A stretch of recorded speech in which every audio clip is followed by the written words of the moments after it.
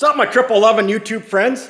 See, we actually do work on stuff around here. We don't have a whole gang of trolls come at night to do all of our work for us. We actually do our own work around here. Well, it's a wrench fest this weekend here at home at the shop. A couple things. One is cheapo.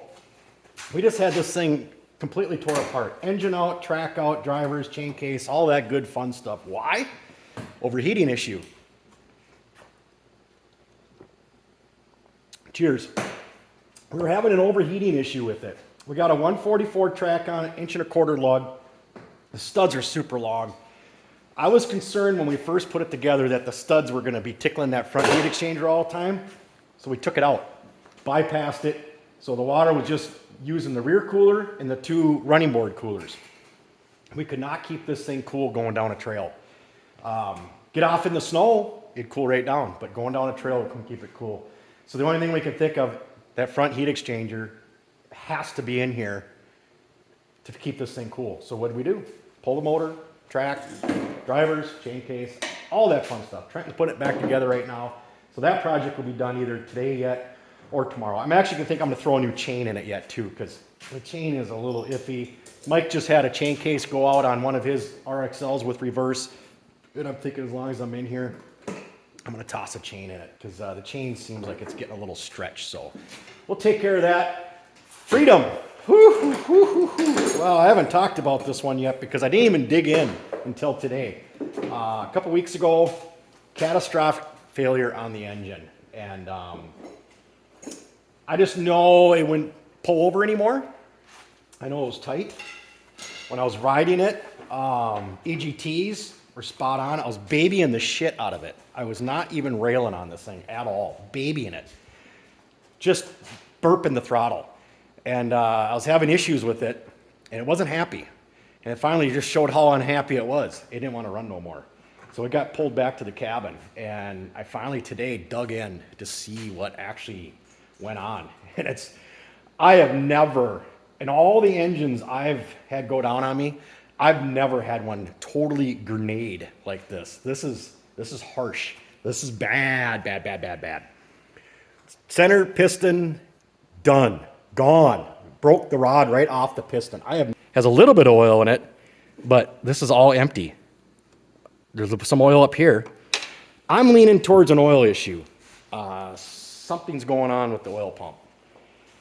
Did I check it before I put it in? Nope. Is it a used oil pump? Oh, most certainly. That's all I have is used stuff around here. Did this oil pump possibly take out the engine before, and that's why there was parts for sale? Possibly. Moral of the story is, before you put an oil pump on, you should check it. I didn't. Do people make mistakes? I do, all the time.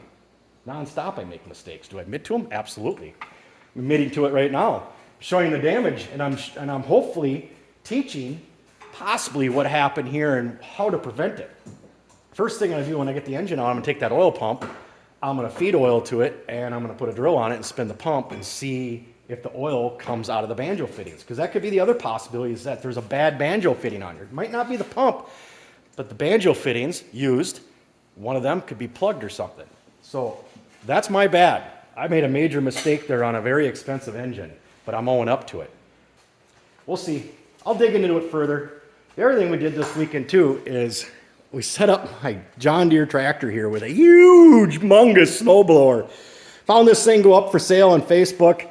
I immediately made a 7-hour round trip to go get this blower because you don't find this blower for this model tractor for sale very often. This is a 2003 4410 diesel tractor. This is my tractor I bought it brand new in 2003. I've had it 20 years now. I can't believe that. Trenton was just a little rugrat. He was 2 years old when I got this tractor, and I immediately taught him how to drive this thing. He'd have to stand next to the steering wheel to run the hydrostatic levers down here, the foot levers. He'd stand down in there. This was crazy. I got pictures from him when he was just a little tyke. He'd stand right in here to run the pedal and steer it, and he'd run the loader and stuff. It was the dangest thing ever to see. But I got this blower, and we keep this thing up at the cabin now for clearing our driveway. We had a plow on it, but the driveway gets narrower and narrower all winter goes. Our driveway's over 600 feet long, so thinking the blower is going to be a good addition to the tractor. Next addition, I think, is a cab. I've always wanted to do a cab on it. and putting the blower on there just pushed me into wanting to do the cab. Trenton, swing the garage door up. Oh, he's deep into it over here. Trenton, he upgraded his tractor too, and I got 2 more things I want to talk about. So hold in to the end of the video here. I got a couple more things I want to talk about. Trenton did the same thing. He got a bigger, better, fancier blower. He got a 2-stage blower for his tractor now too. Yeah, he used to have just a single stage one, and with the wet, heavy snow, it doesn't blow it very well. But he put a 2-stage blower on there now. So yeah, very nice blower he found. Used, obviously, too. And he got a much better deal than I did. The guy knew what he had. And he knew there was none of them for sale in the 5-state area. So I had to kind of ante up on my blower a little bit. So everything I want to talk about is these dang lights. I don't know if you guys ever seen these things at Harbor Freight. I just had mine on over here to show you the oil line. These lights are the slickest damn thing. I'm not sponsored at all, but I like to share some of these little gadgets and stuff we use around. It's got a magnet on the end. Like, here's Trenton's. He's got one over here, same deal. He's just got it stuck on one of the water manifold bolts here at the magnet. And it's got a couple different lights on it, a couple different settings. There's bright and dim, and then it's got one out on the end. And this will actually work. Oh, let me get it going here. That one will actually work for reading piston wash and stuff. You can get it just tipped down into the spark plug hole enough, you can actually see your piston wash with that little pencil tip one on there. I love these things. They're like $20-some, they're rechargeable. I get nothing out of this. Like I said, I'm just sharing things that we use around here. And this magnetic light, we love it. Absolutely love it. And the other thing, guys, here's a tip and trick of the day. Recoil rope on these aggressive chassis sleds. They are a bugger, absolute bugger to get snaked back up through all this mess when you take the rope all the way out like this, like we had to do with the motor. I always take a piece of wire, tape it after I pull my pull handle off, tape it, here's the tape even on the ends, tape that piece of wire, and it's just off my spool over here. I got some mechanics wire sitting back here. Pull it down through so the wire is sticking out down here, and then you just kind of bend the wire out of your way while you're working on stuff. And then when you go to put the rope back in, tape it back to the wire, pull your rope back through it. I'm telling you, you'll be thanking me. You will thank me.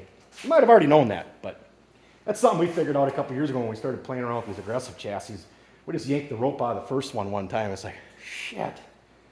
Man, this sucks to feed the rope back up. It's got to go through a couple things to get back up through them. And ever since we started taping that wire on it, easy peasy now. But that's about all I got for now, guys.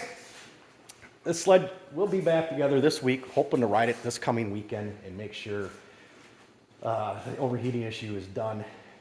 We're losing our snow fast around here. God, has it been warm. It's February and it's been in the 40s and 50s.